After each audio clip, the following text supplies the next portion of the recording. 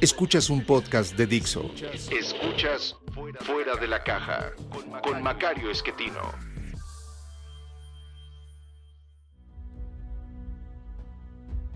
Bienvenidos, esto es Fuera de la Caja.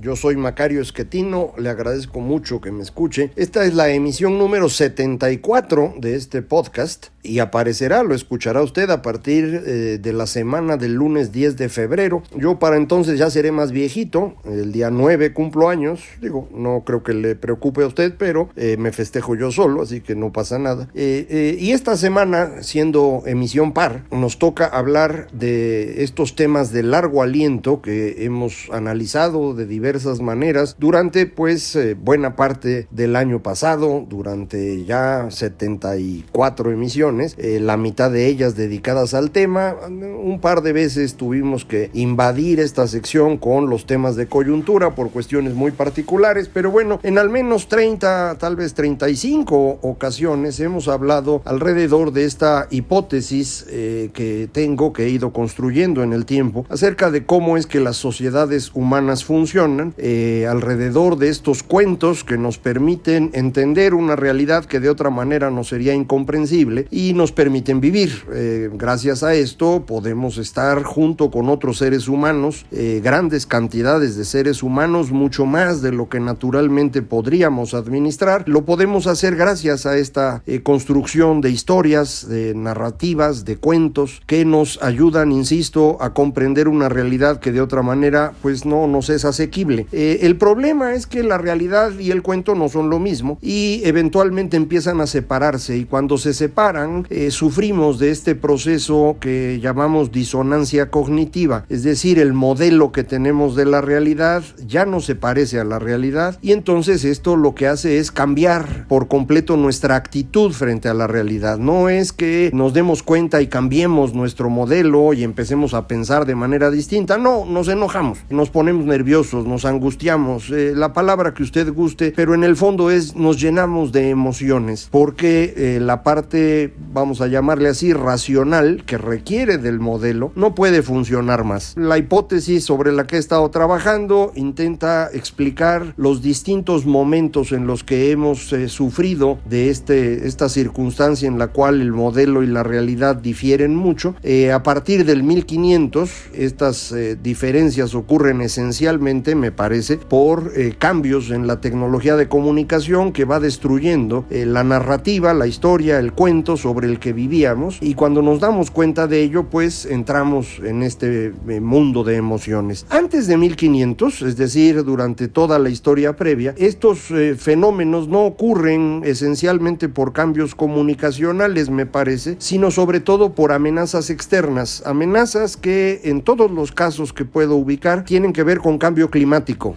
Usted hoy conoce la palabra perfectamente porque está de moda: cambio climático, calentamiento global, algunos otros no son sinónimos pero términos que se utilizan para designar el proceso que vivimos, y a lo mejor piensa que esto es la primera vez que pasa. En realidad no, esto es una cuestión, digámoslo así, normal, cada cierto tiempo, que además no es periódico, no ocurre con tiempos específicos, sino ocurre por razones muy complejas que pueden detonarse en momentos diferentes. Hemos sufrido muchos cambios, el mundo entero así lo ha hecho, y desde que los seres humanos existimos se pueden ubicar los cambios climáticos relevantes. La gran diferencia del actual es, como usted sabe, este es causado esencialmente por actividad humana. Esta es la hipótesis que tiene buena parte de los científicos, y por lo tanto consideran que la misma actividad humana puede revertir o detener este proceso.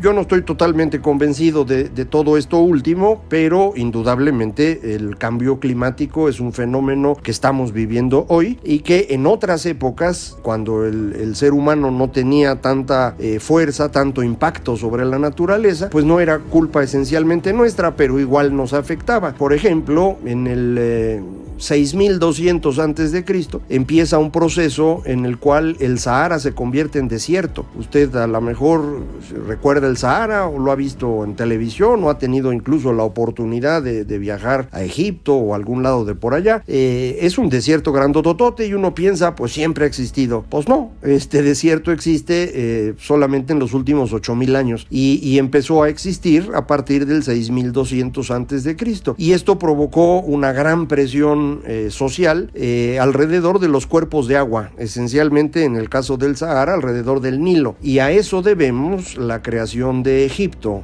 No es que se creó de un día para otro. Empieza en esta época que le digo, en el 4000 antes de Cristo hay un nuevo fenómeno de calentamiento y sobre todo de desertificación en la zona del norte de África, el Oriente Medio y parte de Asia Central, y esto es lo que da origen definitivamente a lo que llamamos la Edad de Bronce en Egipto, en Mesopotamia, en el Valle del Indo y tal vez en China. Esta última parte es bastante más confusa, no tenemos suficiente información, pero en los otros 3 lugares no hay duda, así ocurrió. Entonces estos fenómenos de cambio climático son los que nos van a explicar muy bien los cambios de estas cosas que nosotros genéricamente llamamos las edades, la edad de piedra, la edad de bronce, la edad de hierro.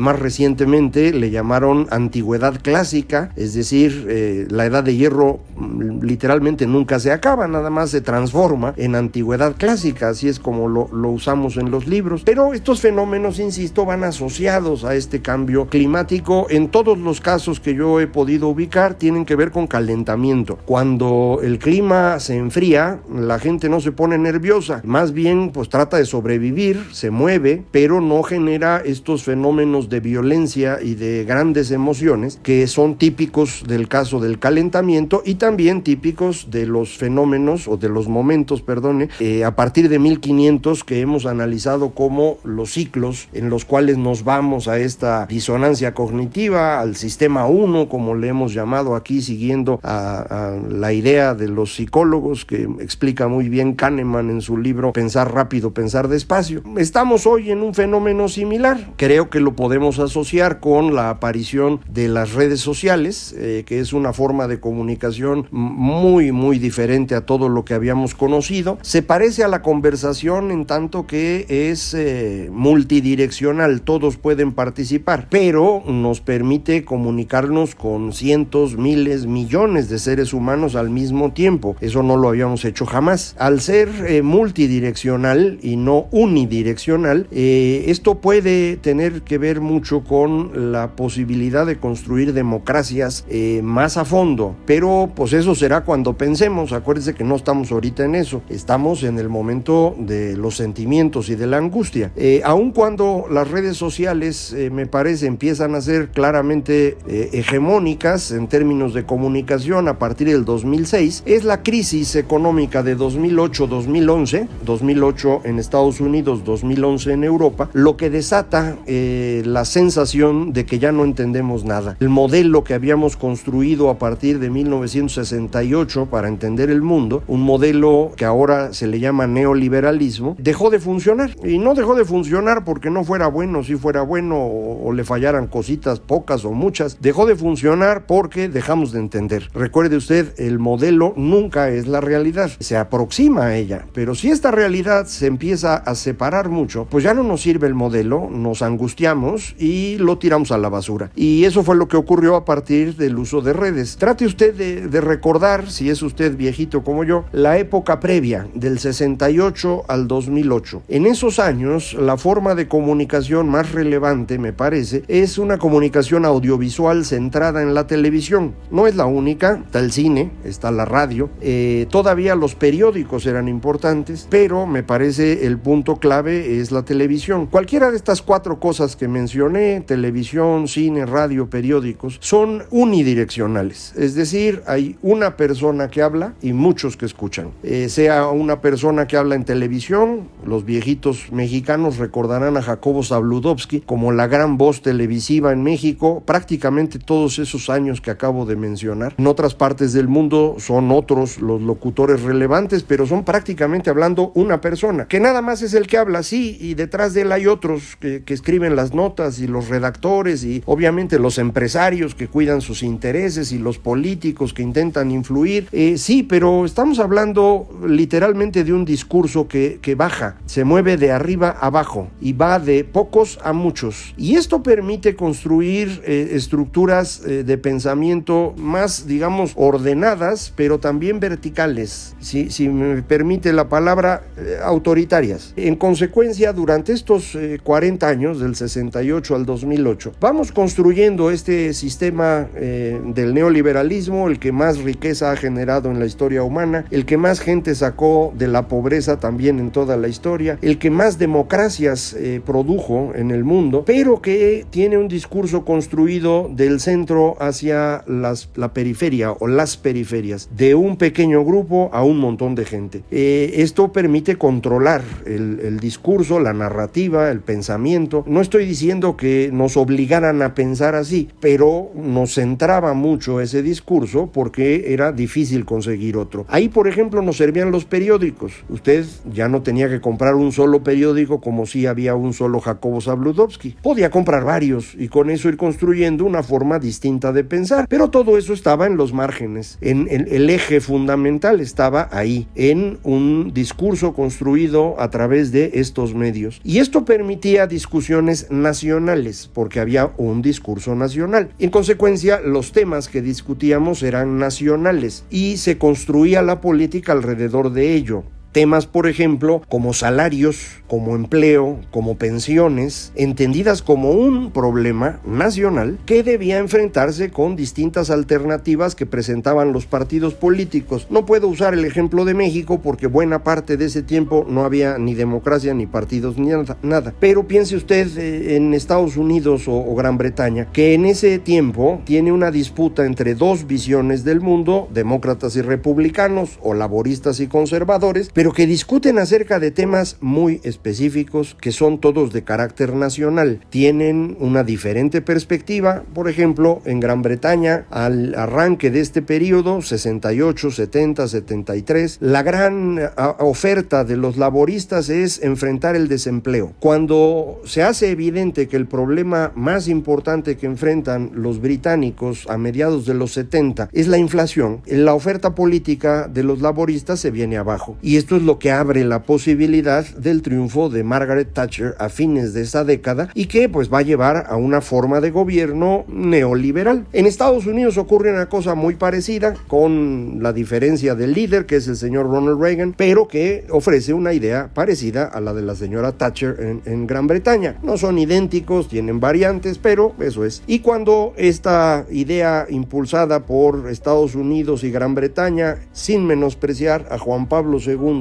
desde el papado, logra derruir por completo a la Unión Soviética, a partir de ese momento el discurso se extiende al resto del mundo y pues nosotros lo recibimos y adoptamos alrededor del Tratado de Libre Comercio. En Europa esto va a abrir la construcción de una Unión Europea bajo una misma lógica que, si usted gusta, sería más demócrata cristiana que socialdemócrata, y pues va incluso a atraer a lugares tan extraños como China, que se había mantenido al margen de Occidente en toda su historia. Había contactos desde los tiempos de Roma, pero me refiero a que China se mantenía más o menos aislada, y de pronto pues el señor Deng Xiaoping dice, pues no es para allá, mano, vámonos a mover en la lógica de Occidente, y para que no se nos descomponga el asunto vamos a seguir diciendo que somos comunistas, la estructura política no cambia, pero la orientación va a ser neoliberal. Y les funcionó. China pasa de prácticamente no comer a comer casi como si fueran mexicanos, es decir, es un incremento brutal del ingreso por persona en ese país que todo mundo ve reflejado en aeropuertos, ferrocarriles, carreteras, edificios, pero si lo piensa usted en términos de 1.300 millones de seres humanos que literalmente solo comían arroz, a lo que hoy tenemos en China, pues el cambio es espectacular, y se le debe a esto, a esta adopción del neoliberalismo como una posibilidad de éxito. No lo adoptan por completo porque la parte de la democracia no les convence. En general, en Asia, la democracia no es una cosa igual a la democracia occidental, otro día lo platicaremos, pero es, digamos, la captura de esa idea. Entonces, durante todo ese periodo, 68-2008, teníamos problemas nacionales no de grupos nacionales, que se resolvían vía democrática, es decir, todos íbamos a votar y delegábamos en los que decidían, un partido u otro, esencialmente dos partidos, en prácticamente todo Occidente, cómo debían hacerse las cosas. Un rato unos, otro rato otros, pero si usted se fija incluso cómo cambian los laboristas en Estados Unidos, en Gran Bretaña, para poder competir, convirtiéndose en laboristas neoliberales, digamos. Ese es lo que va a hacer el señor Tony Blair, y por eso gana y luego gobierna y funciona y todo. Y en Estados Unidos lo mismo. Bill Clinton es el demócrata neoliberal, muy diferente de los demócratas previos a 1968. Bueno, eso se viene abajo a partir de 2008, no se viene abajo de golpe. Estas cosas, recuerde, en tiempos históricos, pues estamos hablando de muchos años para cada cosa. Uno sí lo ve feo porque pues uno no tiene muchos años de vida y entonces el pedacito que nos toca parece como que es una cosa impresionante lo que está ocurriendo. Si lo vemos desde afuera, el fenómeno parece un poco más claro, le decía. En 2011 aparece, creo, el primer movimiento relevante alrededor de las crisis, que es este movimiento 15 de marzo en España, de donde va a surgir Podemos, que hoy cogobierna ese país, y es el primer movimiento populista en países desarrollados, con cierto éxito. Muy poquito después tenemos al 1%, creo que le llamaban, allá en Nueva York, y esto va a ir creciendo hasta que en 2015 prácticamente estalla por todo Occidente. En 2016 le da el triunfo al Brexit, a Donald Trump, y de ahí para acá pues ya todo el mundo se la sabe, ¿no? Ha estado curiosísimo lo que ocurre. Bueno, y ahora el fenómeno es que no hay un discurso único, no hay un discurso nacional. Ahora todos participamos, lo cual significa que se van construyendo decenas o cientos de discursos diferentes, alrededor de los cuales están grupitos que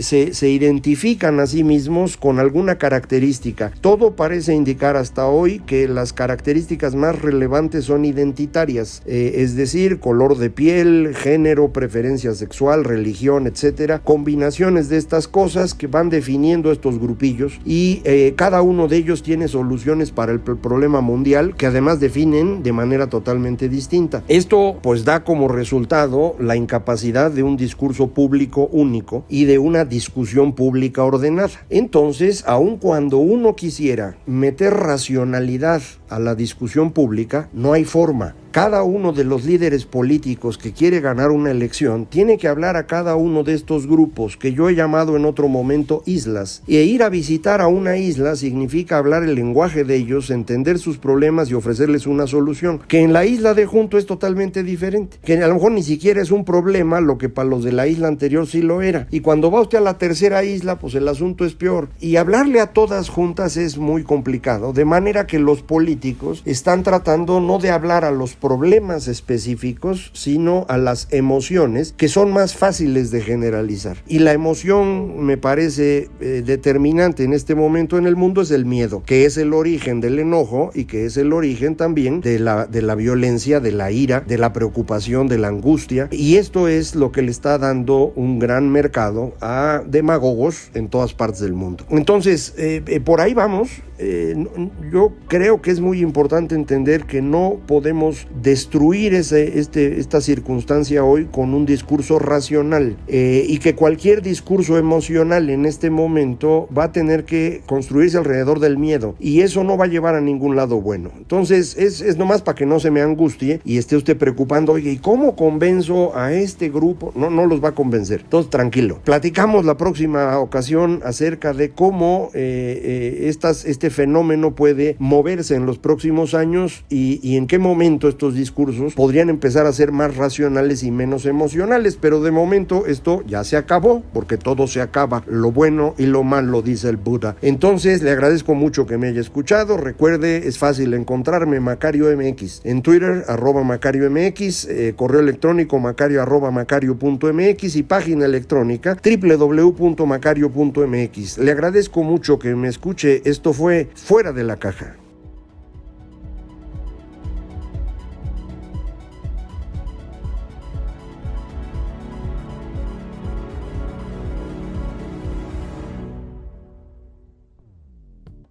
Dixo presentó Fuera de la caja con Macario Esquetino.